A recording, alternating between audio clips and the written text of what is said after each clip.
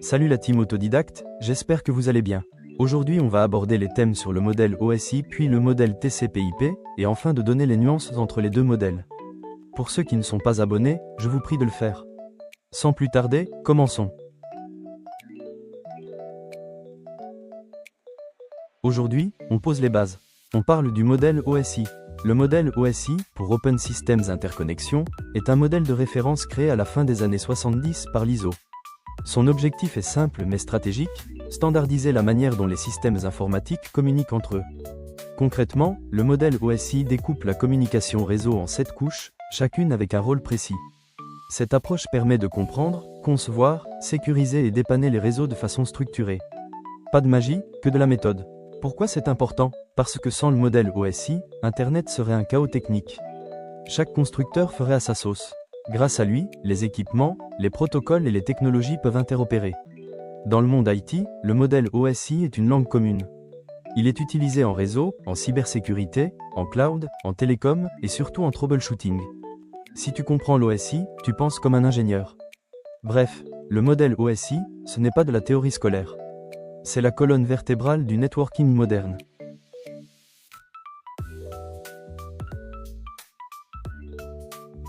Maintenant, entrons dans le cœur du modèle OSI, c'est 7 couches.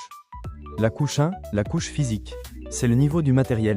Câbles, signaux électriques, ondes, connecteurs. Elle ne comprend pas les données, elle les transporte. Si cette couche tombe, tout tombe. La couche 2, la liaison de données. Elle organise les données en trame et gère les adresses MAC. C'est ici qu'on évite les collisions et qu'on assure une transmission locale propre, notamment avec les switches. La couche 3, le réseau. Elle s'occupe du routage et des adresses IP. Son rôle est de trouver le meilleur chemin pour acheminer les paquets d'un réseau à un autre. C'est ici qu'interviennent les routeurs. La couche 4, le transport. Elle garantit la communication de bout en bout. TCP assure la fiabilité, UDP privilégie la vitesse. C'est elle qui décide si les données arrivent complètes, dans l'ordre, ou non. La couche 5, la session. Elle ouvre, maintient et ferme les sessions de communication entre deux machines. Elle gère le dialogue et la synchronisation. La couche 6, la présentation.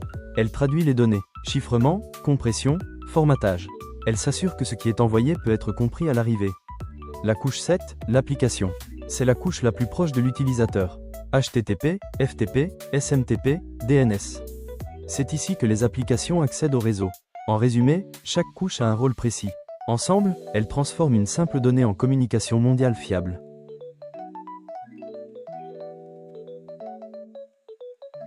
Pour retenir facilement les 7 couches du modèle OSI, il existe des moyens mnémotechniques simples et efficaces. De la couche 1 à la couche 7, on peut utiliser la phrase « Partout le roi trouve sa place assise ». Chaque mot correspond à une couche, dans l'ordre. On utilise souvent « Pour les réseaux tout se passe automatiquement ». L'objectif n'est pas de réciter comme un perroquet, mais d'avoir l'ordre en tête instantanément. En réseau et en cybersécurité, la rapidité de raisonnement fait la différence. Si tu connais l'ordre des couches, tu peux analyser un problème réseau beaucoup plus vite.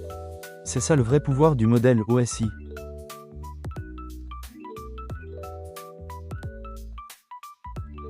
Avant de parler des couches, définissons ce qu'est un PDU. Un PDU, ou Protocol Data Uni, représente la forme que prennent les données à chaque étape de leur parcours dans le modèle OSI. À chaque couche, les données sont encapsulées, c'est-à-dire qu'on leur ajoute des informations spécifiques à cette couche. Le nom du PDU change donc selon la couche. Aux couches 7, 6 et 5, application, présentation et session, le PDU s'appelle simplement des données. À ce niveau, on parle de contenu brut, requête HTTP, messages, fichiers, sans notion de transport réseau. À la couche 4, la couche transport, le PDU devient un segment avec TCP ou un datagramme avec UDP. Ici, on gère les ports, la fiabilité, l'ordre des données et le contrôle de flux. À la couche 3, la couche réseau, le PDU est appelé paquet. C'est là qu'on ajoute les adresses IP et qu'on décide du routage entre les réseaux. À la couche 2, la couche liaison de données, le PDU devient une trame. On y retrouve les adresses MAC et les mécanismes de contrôle d'erreurs locaux. Enfin, à la couche 1, la couche physique, le PDU est constitué de bits. Ce sont des signaux électriques, optiques ou radio transmis sur le média. Comprendre les PDU, c'est comprendre comment une donnée se transforme couche après couche. En réseau comme en cybersécurité, c'est une compétence clé pour analyser, diagnostiquer et sécuriser les communications.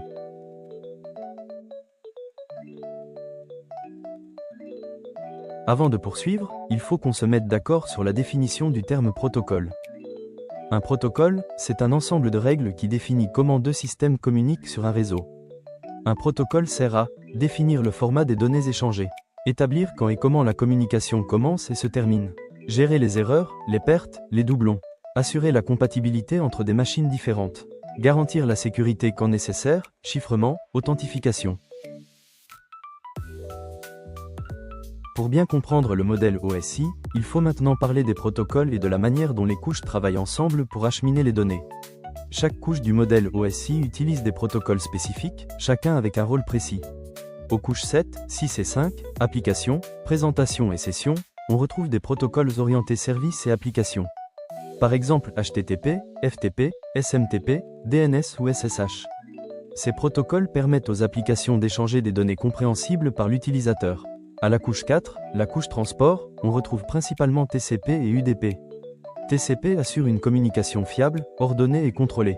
UDP privilégie la rapidité, avec moins de contrôle mais plus de performance. À la couche 3, la couche réseau, le protocole central et IP.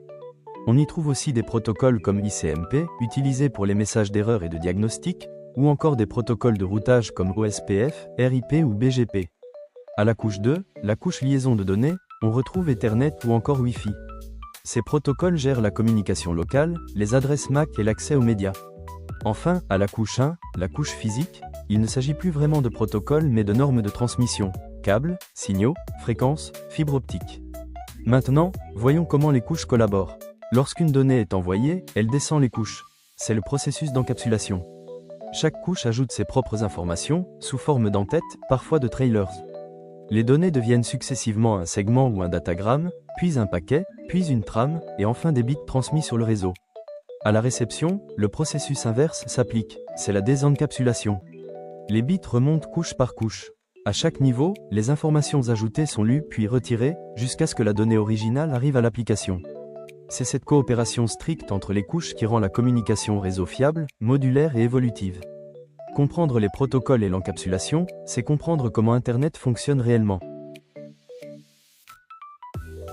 Pour bien comprendre le fonctionnement entre un client et un serveur, prenons l'exemple concret d'une communication HTTPS. Avant même qu'une page web soit demandée, deux étapes essentielles ont déjà eu lieu. D'abord, une connexion TCP est établie grâce au three-way handshake. Ensuite, une session SSL ou TLS est négociée pour sécuriser les échanges. À ce stade, le canal est prêt, fiable et chiffré. La communication peut alors commencer. Côté client, le navigateur envoie une requête HTTP, par exemple un GET. Cette requête naît à la couche application. Elle descend ensuite progressivement les couches du modèle OSI. À la couche présentation, les formats de données sont pris en compte. À la couche session, les données sont chiffrées grâce à SSL. À la couche transport, TCP ajoute les ports et garantit la fiabilité. À la couche réseau, IP ajoute les adresses pour permettre le routage. À la couche liaison, les adresses MAC sont utilisées pour la communication locale. Enfin, à la couche physique, tout est converti en bits et transmis sur le réseau. Lorsque le serveur reçoit ces bits, il effectue le chemin inverse. Les données remontent couche par couche. Chaque niveau lit les informations qui lui sont destinées, puis les retire. C'est le processus de désencapsulation. Une fois arrivé à la couche application, le serveur comprend la requête HTTP et la traite. Le serveur renvoie ensuite une réponse, par exemple un message OK accompagné du contenu demandé. Cette réponse suit exactement le même chemin, mais en sens inverse. Encapsulation côté serveur, transmission sur le réseau, puis désencapsulation côté client. Ce mécanisme précis et structuré permet à des millions de clients et de serveurs de communiquer de manière fiable, sécurisée et standardisée. C'est ça le vrai rôle du modèle OSI dans le fonctionnement d'Internet. C'est tout pour cette vidéo. Si cette explication du modèle OSI t'a permis de mieux comprendre comment un client et un serveur communiquent, alors on n'a fait que la première moitié du travail. La suite logique, c'est le modèle TCP/IP. Plus concret, plus utilisé sur le terrain, et directement lié à ce que tu vois en entreprise, en cybersécurité et en réseau réel. Cette prochaine vidéo arrive très bientôt. Alors abonne-toi, active les notifications et reste connecté. Si tu veux vraiment comprendre comment Internet fonctionne dans la vraie vie, tu es clairement au bon endroit.